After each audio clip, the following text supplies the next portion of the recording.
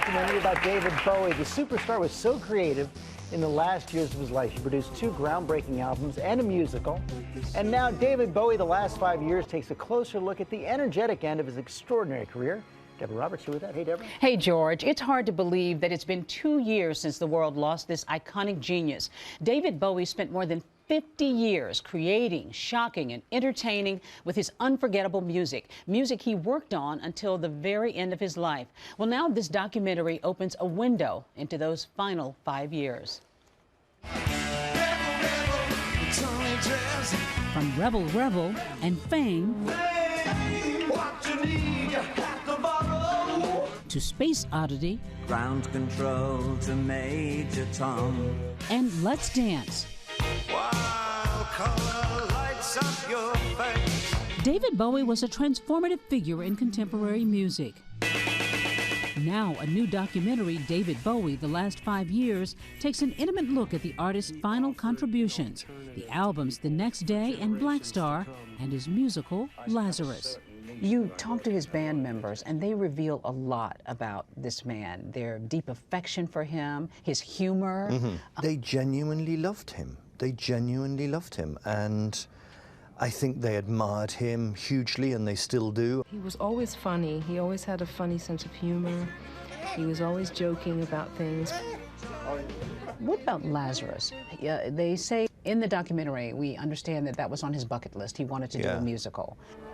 Assume that it's a weapon.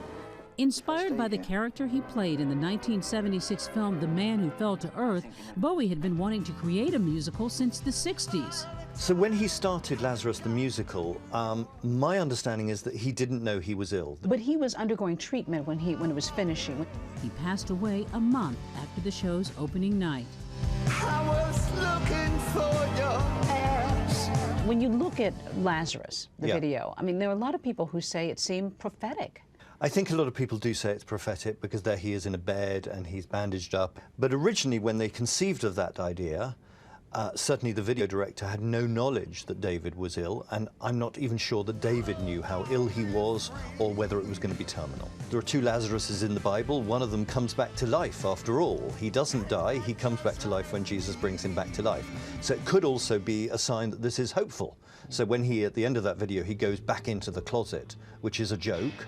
And I remember the video director saying that David had said to him, you know, I should go back into the closet at the end, because that'll get them all thinking, won't it? There's David Bowie, who came out of the closet in the 70s, and now he's going back into the closet. When he passed away at age 69, Bowie left behind his wife, the model Iman, a son and daughter, and a body of work that will live on forever.